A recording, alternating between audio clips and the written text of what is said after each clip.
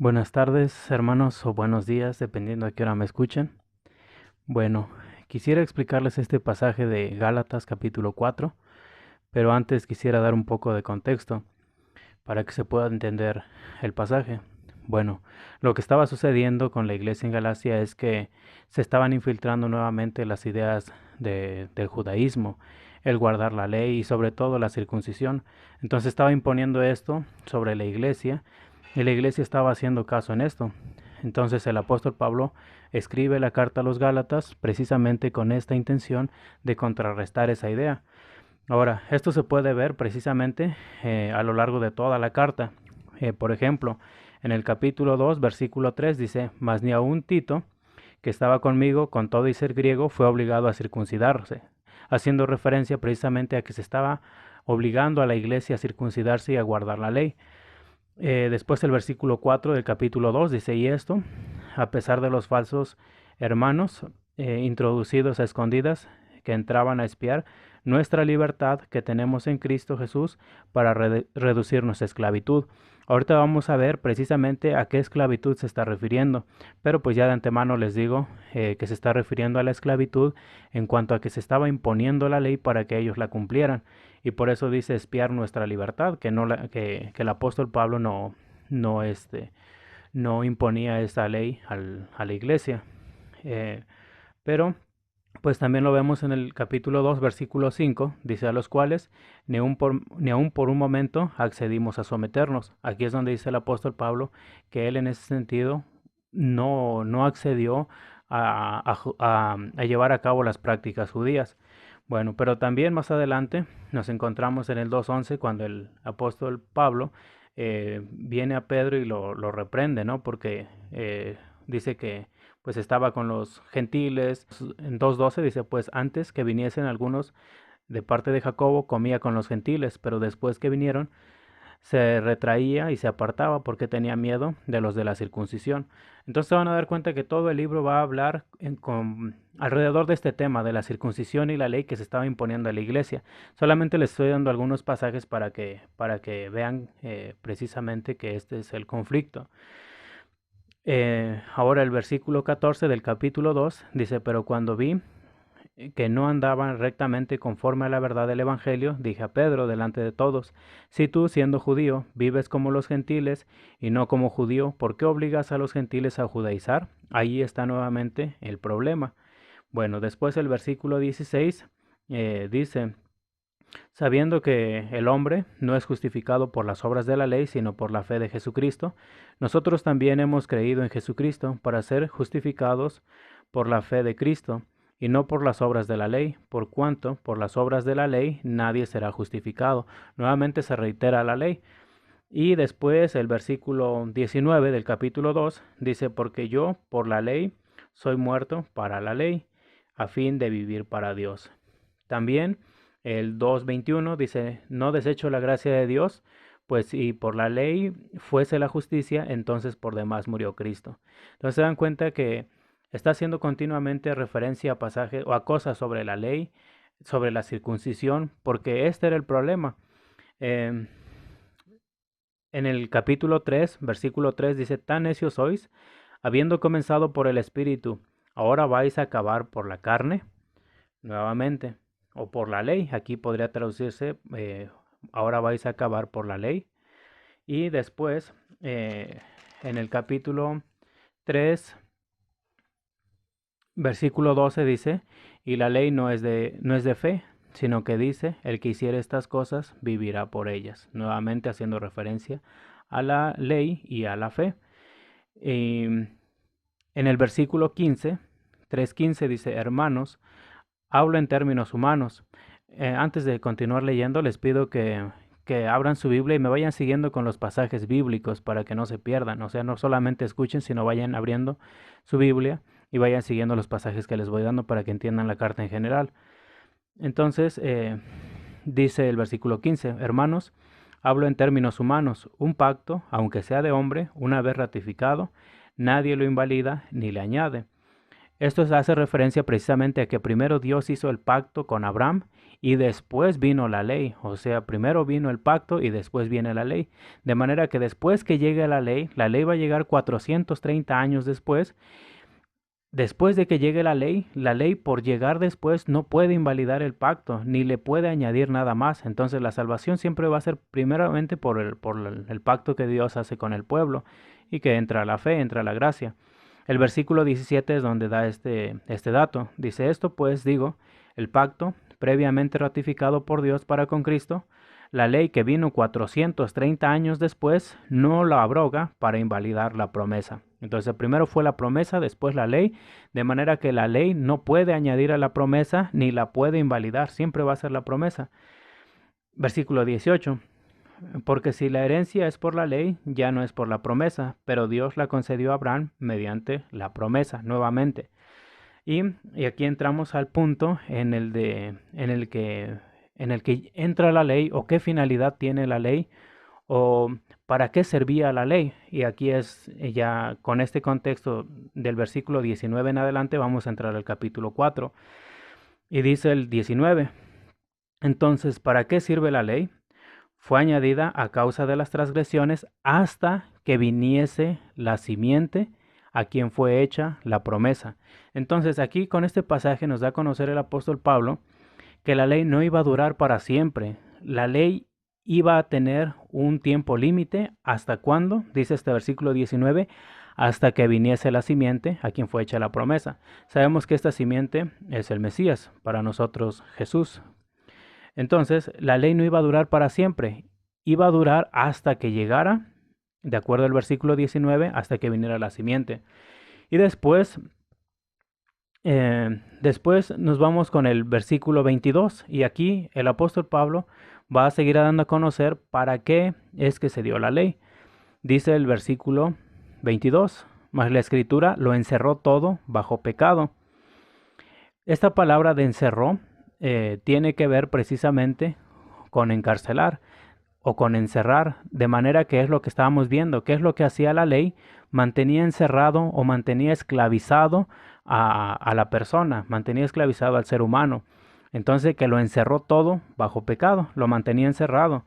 Esto también lo va a dar a conocer en el versículo 23, en otras palabras. Dice el 3:23, pero antes que viniese la fe, estábamos confinados bajo la ley, encerrados para aquella fe que iba a ser revelada. Entonces nuevamente nos dice que estábamos confinados bajo la ley, estábamos encerrados, estábamos encarcelados, la ley nos mantenía encarcelados. Y una pregunta, si una persona, vamos a ver, una persona encarcelada, ¿qué es lo que quiere? Pues quiere ser libre. Una persona que está encarcelada, que está encerrada, lo que quiere es ser libre. Y este va a ser el problema de la iglesia a los Gálatas. Bueno, vamos a continuar y ahorita retomamos esta idea. Entonces ya dice que la ley nos mantenía encerrados, nos mantenía esclavizados, pero recuerden ustedes que este encierro que la ley había hecho hacia nosotros no iba a ser para siempre. ¿Hasta cuándo iba a ser? Iba a ser hasta que llegara la simiente, no iba a permanecer para siempre. De manera que el versículo 24 dice, de manera que la ley ha sido nuestro ayo, y esta palabra ayo es la que nos va a ayudar a entender aquí. Aquí está, lo que sigue está mal traducido, dice, para llevarnos a Cristo. No se traduce para llevarnos a Cristo. En el griego aparece la palabra eis, y la palabra eis no es para, es hasta. Entonces lo voy a traducir. Dice, de manera que la ley ha sido nuestro ayo hasta Cristo. Nuevamente nos vuelve a dar a conocer lo que dijo el versículo 19, hasta que viniese la simiente. Y aquí también, hasta Cristo. Y llevarnos, la palabra llevarnos no aparece tampoco en el griego. Bueno, con esto voy a explicar un poco de lo que es el ayo. Me parece que la versión de Jerusalén, la Biblia de Jerusalén, traduce pedagogo. Y en sí, la palabra en griego para ayo es paidagogos. Y paidagogos no es un maestro como nosotros lo entendemos ahora. Un pedagogo hace mucho tiempo era una persona encargada de llevar a los niños a la escuela, de de instruirlos hasta cierto punto, de manera que las personas que tenían mucho dinero, las personas que eran ricas, contrataban estos ayos y muchos de estas personas eran muy inteligentes, algunos eran muy inteligentes. El problema, bueno, no el problema, pero el caso con ellos es que ellos eran esclavos, o sea, los ayos, no todos, pero algunos ayos eran esclavos. Entonces estos esclavos, los papás los contrataban, los papás que tenían dinero los contrataban para sus hijos y estos ayos llevaban a los niños a la escuela. Y muchos de ellos en muchas escuelas tenían ellos la oportunidad de meterse a la clase, escuchar, y cuando terminaba la clase y regresaban a casa, ponían al niño a repasar, a preguntarle lo que vieron en clase, de manera que se dan cuenta que este niño era un esclavo del esclavo. Les voy a poner un ejemplo.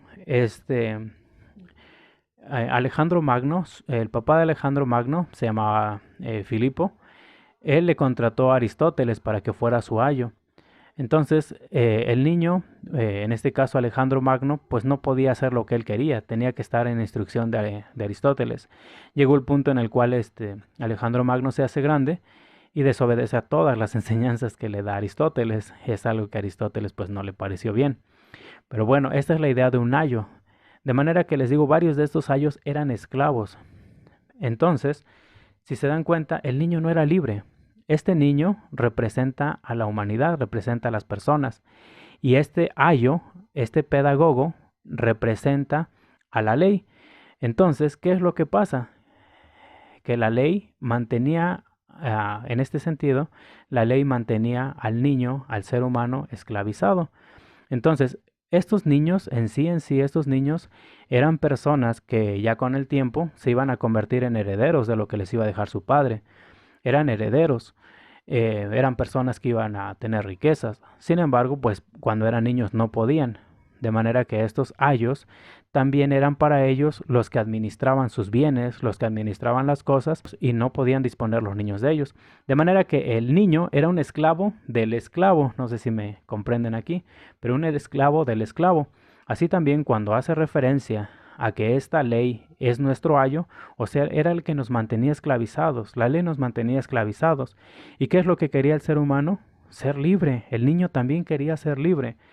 De manera que más adelante, por ejemplo, eh, versículo 25 dice, pero venida la fe, ya no estamos bajo ayo, o sea, la ley ya no es nuestro pedagogo, o la ley ya no es la que nos mantiene esclavizados.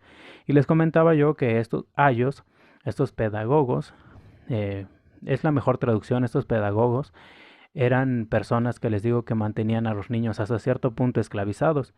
Y por eso, en el capítulo 4, versículo 2, dice, voy a leer desde el 1, dice, em, pero también digo que también se podría traducir como en otras palabras, o sea, en otras palabras, en tanto que el heredero es niño, este niño que le estoy hablando, en tanto que el heredero es niño, en nada difiere del esclavo, aunque es señor de todo. Con esto el apóstol Pablo explica esta idea contextual de su momento, de que estos niños iban a ser herederos cuando crecieran. O sea, Alejandro Magno iba a heredar todo lo de su padre, pero mientras era niño, dice, él era el heredero, pero mientras era niño, dice, nada difiere del esclavo. ¿Por qué? Porque es un esclavo del mismo esclavo. Entonces no difiere, aunque sea señor de todo, aunque vaya a heredar todo después, sigue siendo un esclavo. Y ese niño, recuerden que somos nosotros. Aquí está poniendo el ejemplo o la metáfora de ese niño como si fuera el ser humano y su pedagogo, que es la ley. Entonces dice, nada difiere, versículo 2, 4.2, dice, sino que está bajo tutores y curadores hasta el tiempo señalado por el padre.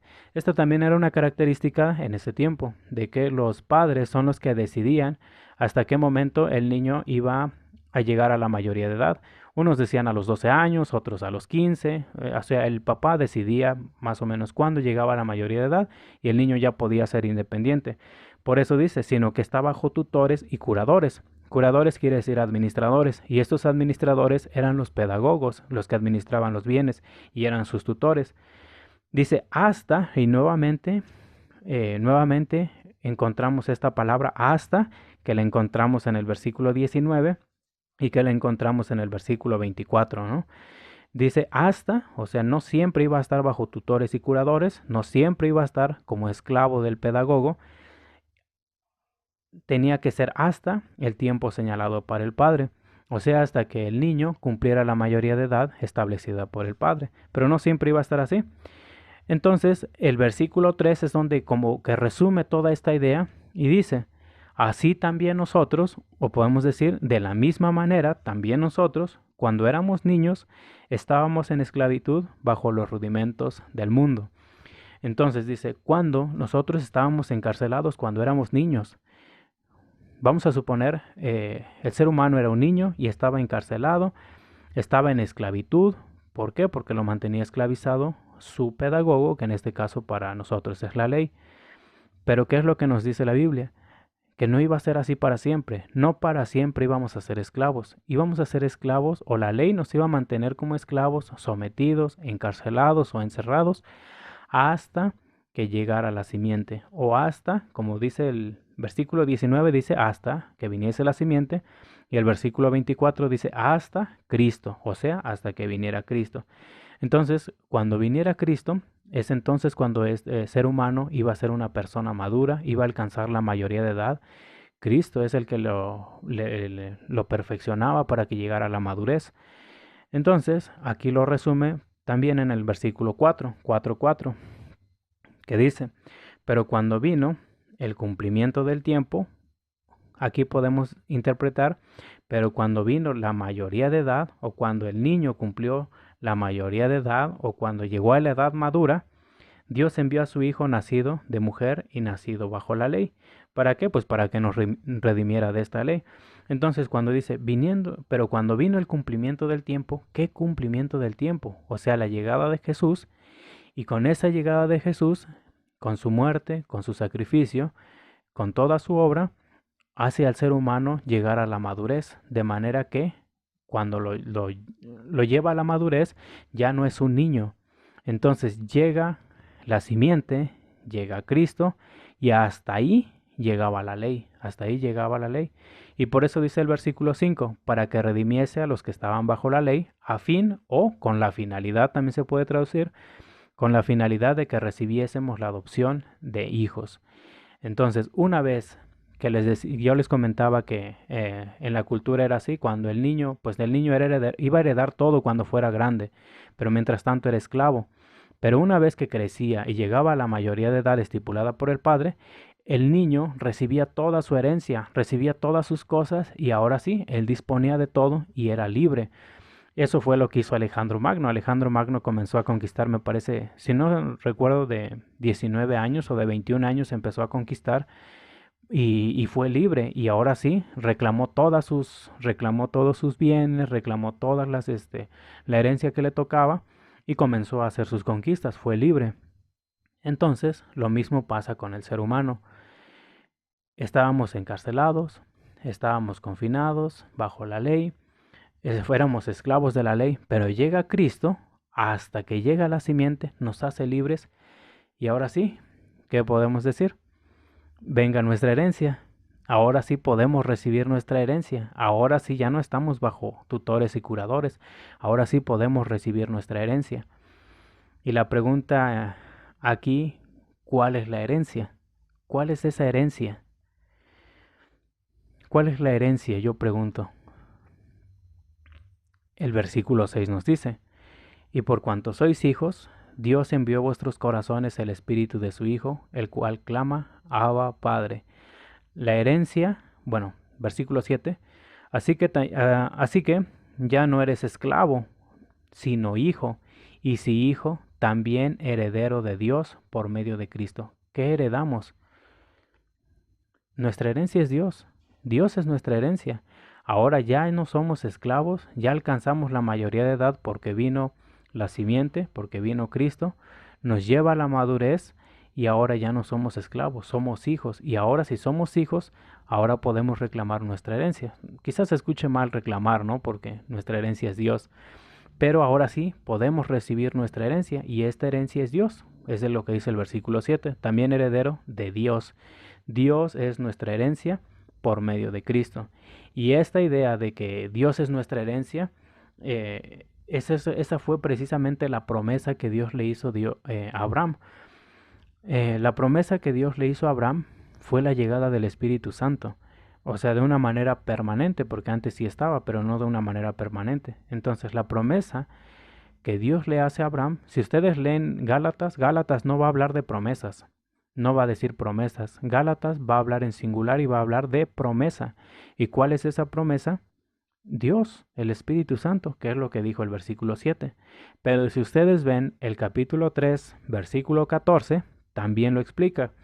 3:14 dice, para que en Cristo Jesús la bendición de Abraham alcanzase a los gentiles, a fin de que por la fe recibiésemos la promesa del Espíritu. ¿Cuál es la promesa del Espíritu? El Espíritu Santo es la promesa, fue la promesa que Dios le hizo a Abraham. Esta palabra luego nos confunde mucho en el español, porque dice la promesa del Espíritu, como si el Espíritu hubiera hecho una promesa, ¿no? Y por eso luego tenemos problemas cuando leemos Apocalipsis, cuando dice, te daré la corona de la vida, ¿no? De la vida. Pero esta palabra de se puede traducir, o más bien se tendría que traducir como la corona que es la vida. Y luego sacan muchas interpretaciones, ¿no? De que hay 7 coronas y que quién sabe qué, ¿no? Pero en realidad no. Cuando dice la corona de la vida, se tendría que traducir como la corona que es la vida. Y es este mismo caso en el versículo 14. Por la fe recibimos la promesa que es el Espíritu Santo. De manera que esa es nuestra herencia. Dios es nuestra herencia. Dios es, el Espíritu Santo es nuestra herencia, que es lo que dijo el capítulo 4, versículo 7 y el 3, versículo 14. Entonces ya llegamos a este versículo 7 que es el que yo les quería explicar, que dice así que ya no eres esclavo, sino hijo, y si hijo, también heredero de Dios por medio de Cristo.